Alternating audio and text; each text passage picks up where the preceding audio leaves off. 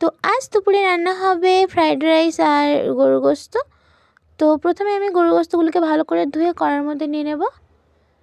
নিয়ে এর মধ্যে আমি দিয়ে দেব দুটো তেজপাতা, আদা রসুন বাটা আর পেঁয়াজ কুচি। তারপরে আমি এর মধ্যে দিয়ে দেব হলুদ গুঁড়ো আর লঙ্কা গুঁড়ো। এর মধ্যে তারপর দিয়ে দেবো সরষের তেল। এর মধ্যে আমি দিয়ে দেবো স্বাদ মতো লবণ।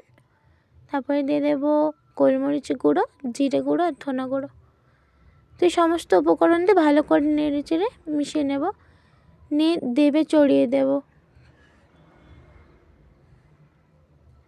তারপর এটা আমি ভালো করে কষিয়ে নেব।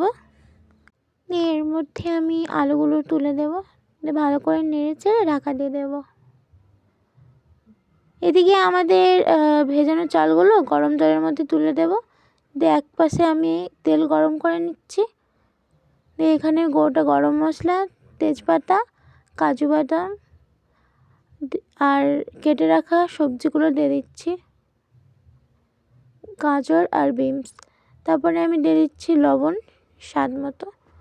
এখানে আমাদের ভাতটা রান্না হয়ে গেছে, দেখো কেমন ঝরঝরে। তো এখানে আমি দিয়ে দেবো ক্যাপসিকাম, মটর।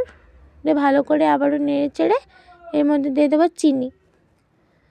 তোমরা স্বাদ মতো তোমার চিনি দিয়ে দেবে। তারপর সবজিগুলো কিছুক্ষণ ভাজার পরে দিয়ে দেবো এর মধ্যে কিশমিশ।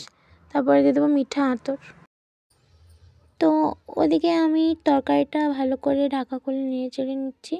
নিয়ে এখানে আমি সবজিগুলোর মধ্যে ভাত দিয়ে দেবো। তারপরে আমি ভাতগুলোকে ভালো করে ভেজে নেব। নিয়ে তার মধ্যে ঘি দিয়ে দেব। এখানে আমাদের ফ্রাইড রাইস রেডি। তো এইভাবে খাওয়ার জন্য আমি পরিবেশন করে নিচ্ছি। তোমাদের এই রেসিপিটা কেমন লেগেছে কমেন্ট করে জানাবে, খুব সহজ পদ্ধতিতে। তো এখানে আমাদের গোশতের তরকারিও হয়ে গেছে। এখানে গরম মশলা দিয়ে ধনেপাতা দিয়ে একটু রেখে তারপর ঢাকা তুলে নিয়ে নামিয়ে নেব। তো এখানে আমাদের গরুর গোশত রেডি। তোমাদের কেমন লেগেছে তোমরা কমেন্ট করে